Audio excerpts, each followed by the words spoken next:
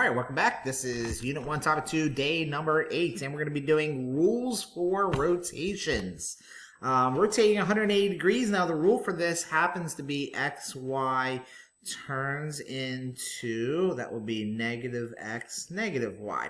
Now, so that means if this point is at 3, negative 1, 2, 3, 4, so that's 3, negative 4, then we know it's going to be the exact opposite, which is negative 3, positive 4, which ends up being right here. So that's 3, 4. So both the x and the y become the opposite. Now, what you'll also notice is 180-degree rotations are also perfect reflections over the origin. So I just want to kind of show you that this is the same distance as this diagonally, and we can do that by finding the slope. So it's down 4, right 3, down 4, right 3. Okay? So rotation over here around the origin, negative 2, 2 becomes positive 2, negative 2. This is negative 2, 2, and then change both numbers to the opposite, we get 2, negative 2. Now, I know it looks like the numbers switched, but they didn't switch. They actually both changed to the opposite. All right, now, getting into some rotation. So we want to rotate this counterclockwise. Now, one of the ways of doing this, which I think is a lot easier, and this is the method I'm going to stick with, you can, of course, use patty paper for this activity, which I'll mention in the next video as well. If you put the patty paper here, and then you trace the point, and then you turn the paper, you can see where it ends up. Or, since we're going counterclockwise, we know we're in quadrant 1, and we want to end in quadrant 2, because we know it's going to go that way 90 degrees. So I know this is 0.16. So all I have to do is take those same two numbers, switch them to 6, 1, and then I figure out, well, how does that fit in this quadrant? Well, that would have to be negative 6, 1. That's the only point in second quadrant that has 6, 1 involved. So 6, negative 1 wouldn't be in this quadrant, neither would negative 6, negative 1. That's the only point that fits. So that would end up going here. It's kind of an easier trick to doing this. So if this is 6, 3, switches to 3, 6, and obviously the only way 3, 6 can be in this quadrant is if it's negative 3, positive 6. So that would be the location of n prime. All right, and this would be r prime.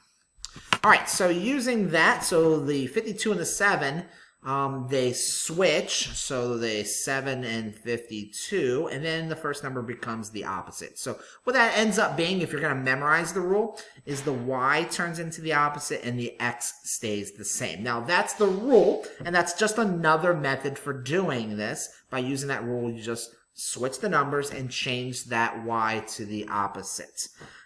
So same thing goes if you're going this direction. Let's say if you're going 90 degrees clockwise. So let's say we were doing point E, which is at 8, 4.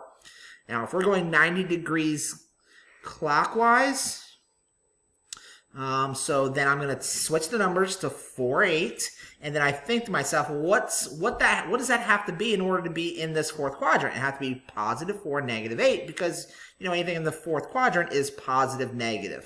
So that's 4, negative 8, which is all the way down here. And there you go. That's with the location of E. All right.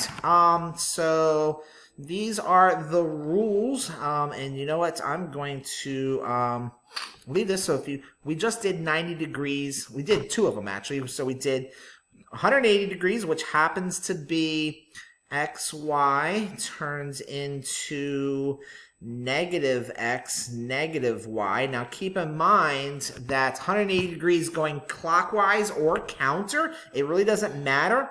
If I take this point this way or this way, they're going to end up literally in the exact same position. So this would also be exactly the same answer. This is also going to be negative x, negative y.